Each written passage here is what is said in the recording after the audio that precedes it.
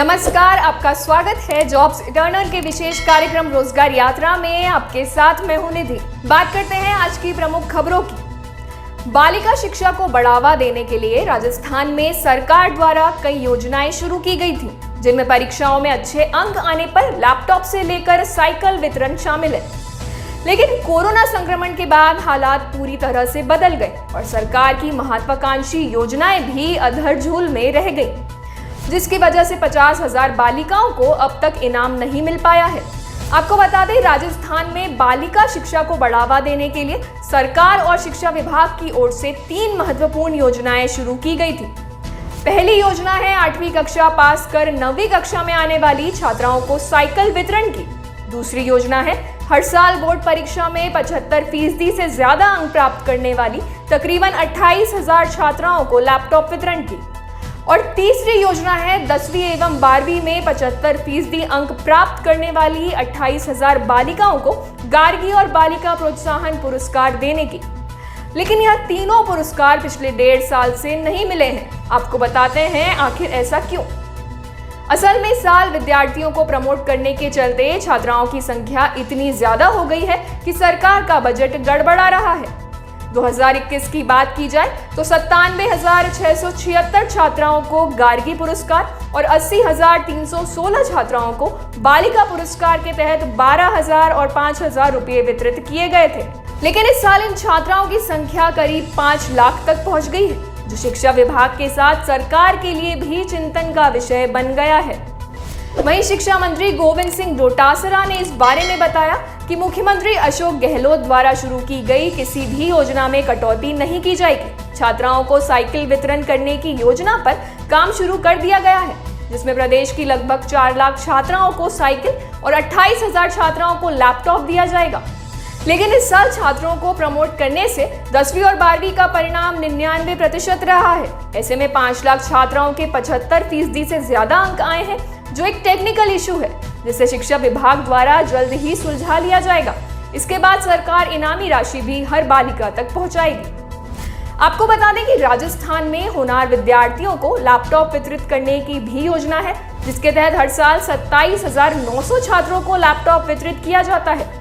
वहीं 8वीं, 10वीं और 12वीं में 66,000 विद्यार्थियों को लैपटॉप वितरण करने के साथ ही हर जिले में 100 होनहार विद्यार्थियों को लैपटॉप वितरित किया जाता था। लेकिन पिछले 3 सालों में किसी भी जिले में लैपटॉप वितरित नहीं किए जाने से 1 लाख से ज्यादा छात्र लैपटॉप मिलने का इंतजार कर रहे हैं।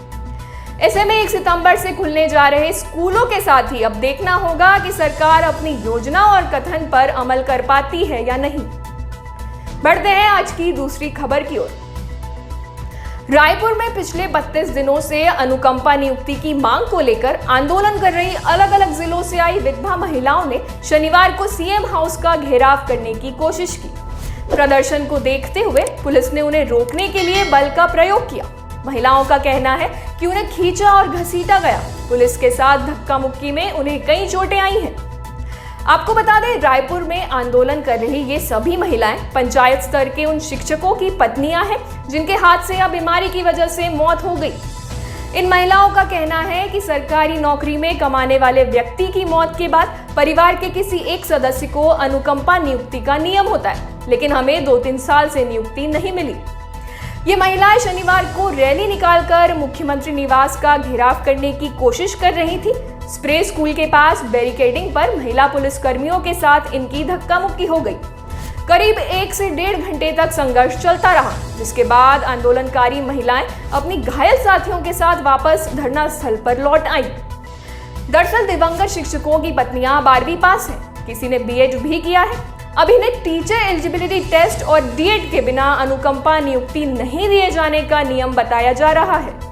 दिवंगत पंचायत शिक्षक अनुकंपा संघ की अध्यक्ष माधुरी मृगे ने बताया कि चुनाव के वक्त कांग्रेस के बड़े नेताओं ने कहा था कि सरकार बनने के बाद नियमों को शिथिल करके आपको नौकरी मिलेगी।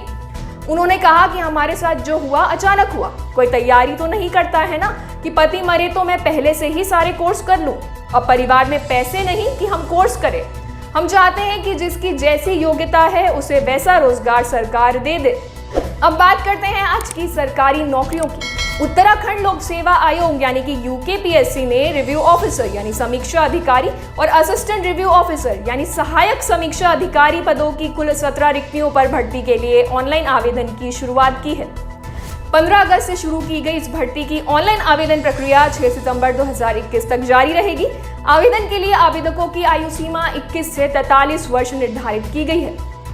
शैक्षणिक योग्यता के बारे में आपको बता दें, उम्मीदवारों के पास किसी भी विषय में बैचलर डिग्री होना जरूरी है। साथ ही एआरओ पद के लिए ओ लेवल सर्टिफिकेट होना भी जरूरी है।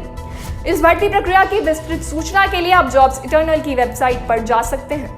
ग्रुप सी फॉरेस्ट गार्ड पद की कुल 894 रिक्तियों को भरने के लिए उत्तराखंड अधीनस्थ सेवा चयन आयोग यानी कि यूकेएसएससी ने आवेदन आमंत्रित किए हैं। इच्छुक एवं योग्य उम्मीदवार 24 अगस्त से 7 अक्टूबर 2021 तक ऑनलाइन आवेदन कर सकते हैं।